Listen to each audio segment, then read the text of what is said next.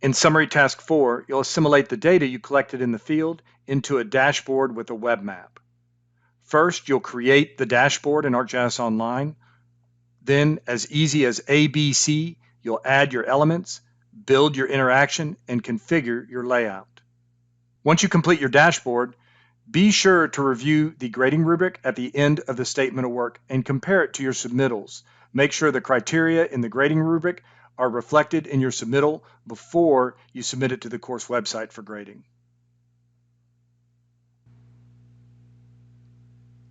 Back in the office, I've pulled up my ArcGIS Online web map, and there you can see my tree survey is visible. Not just the features, but of course the attributes and the images for each tree as well. Now, before I leave my web map, I want to go ahead and zoom in and make sure my area of interest is reflected in the way that I want it to be displayed in my dashboard. And then I'm going to save my web map.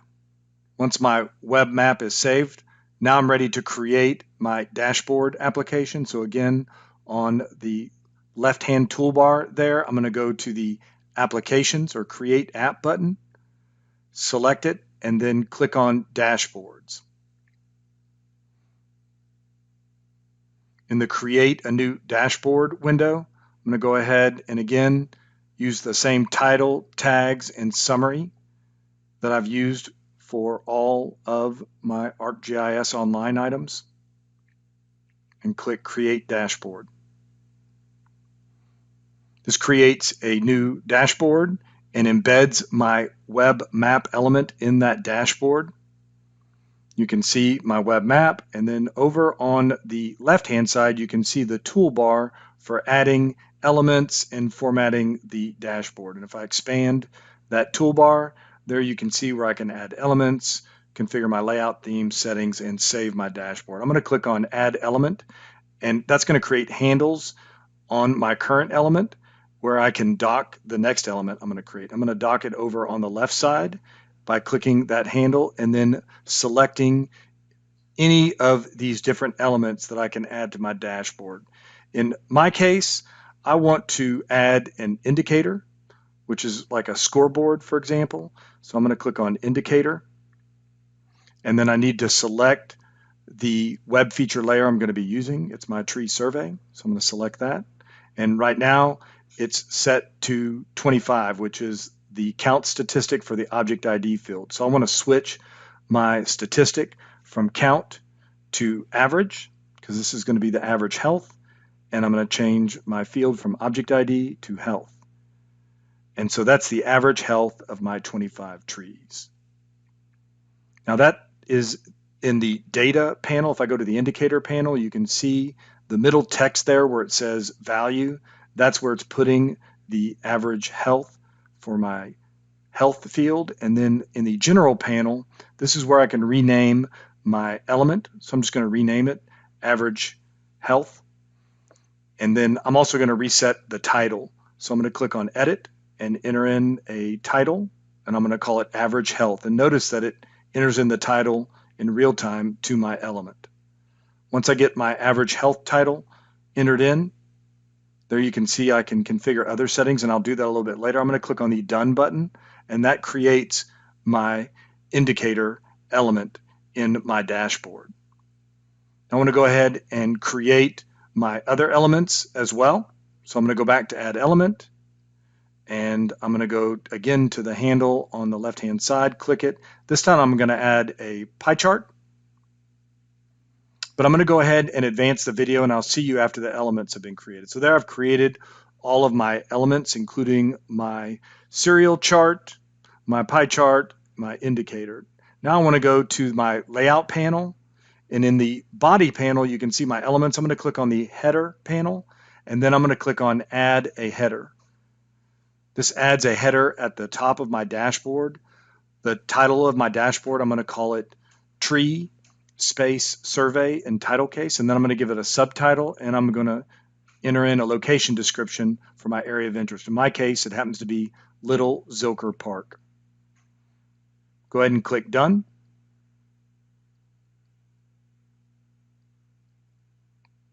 And there you can see the header at the top of my dashboard. Now I want to add a selector or a filter to my header. So back in the header panel, you can see I've got an Add Selector button, and I'm going to go ahead and click on that, and that will allow me to add an interactive selector or filter to my dashboard. So I'm going to click on Add Selector, and then click on Category Selector. And then in the Data panel, I want to select on Group Values in the Categories From, and then again I'm going to select my Tree Survey feature layer, and then I want to set the category field to Type. And so that adds the ability to select deciduous or evergreen. I want to also add a none option so you can reset the elements and maps. So I'm going to go to Selector, and under the selector options, I'm going to scroll all the way down until I find the none option, and I'm going to enable that. So that creates a evergreen, deciduous, and none option for my selector. Now I'm going to click on the Actions panel, and this is what the selector is going to apply the filter to. So I'm going to click on the filter dropdown, and I'm just going to enable all of my other elements. So once I have enabled the filter to be applied to all my other elements, I'm going to click on Done. And there you can see my selector or filter in the upper right-hand corner of my dashboard. I'm going to go ahead and close the layout panel and then test my selector. So I'm going to select deciduous, and you can see it's reflected in my elements. Evergreen, it's reflected in my elements. And then if I want to reset my filter or selector, I just click on None. All right, it works great. Now I'm going to go ahead and save my progress by clicking on the Save button. Now that I've added my elements and built my interaction, now I'm ready to configure my layout. And I'll do that first by repositioning my map on top of my other elements.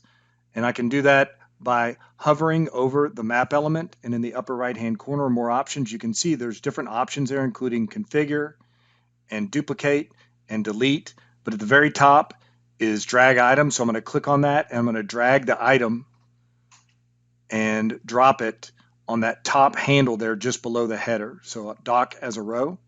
And there you can see my map element is now positioned over my bar chart, pie chart, and indicator elements.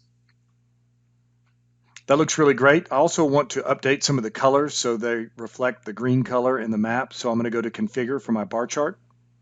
And then on the Series panel, there you can see the color at the bottom. I'm going to change the color of my bars to a green color that reflects the same green in my map for my trees, and click Done. I'm going to do the same thing for my pie chart.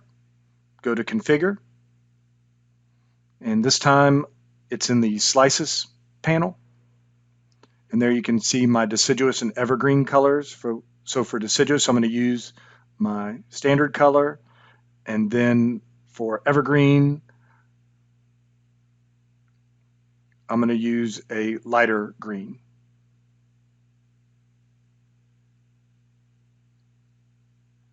All right, that looks good right there.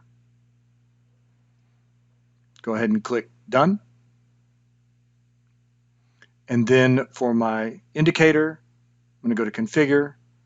And for my actual indicator, I'm going to switch the color of the middle text there again to my tree green and click Done.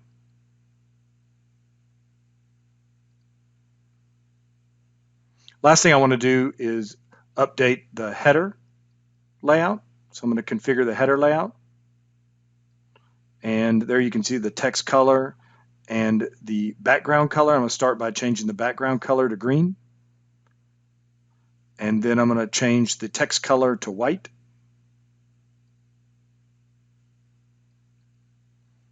And click Done. All right, so there my dashboard looks really great. I'm going to go ahead and save my progress. And then now I'm going to click on the More Options and go to my dashboard item details. Now here's where I can set the sharing for my dashboard. And so I'm going to click on the share button. And again, I want to set it to be the same as my web map and web feature layer by sharing with the organization and with the ACC group, and click OK and save. And of course, if I go back to the content page, I can confirm that my sharing is consistent between my feature layer, my web map, and my dashboard, shared with my organization with the ACC group. Now I'm going to return to my dashboard item page and scroll all the way to the bottom. And there you can see the URL for your dashboard. I'm going to go ahead and copy that, and that's what you're going to submit to the course website. But I'm going to go ahead and test it first by opening up a new browser window and selecting Paste and Go. All right, so there you can see my completed dashboard. That includes my interactive web map that I can zoom in and zoom out on. I can click on a feature and access the attributes, including the attached image.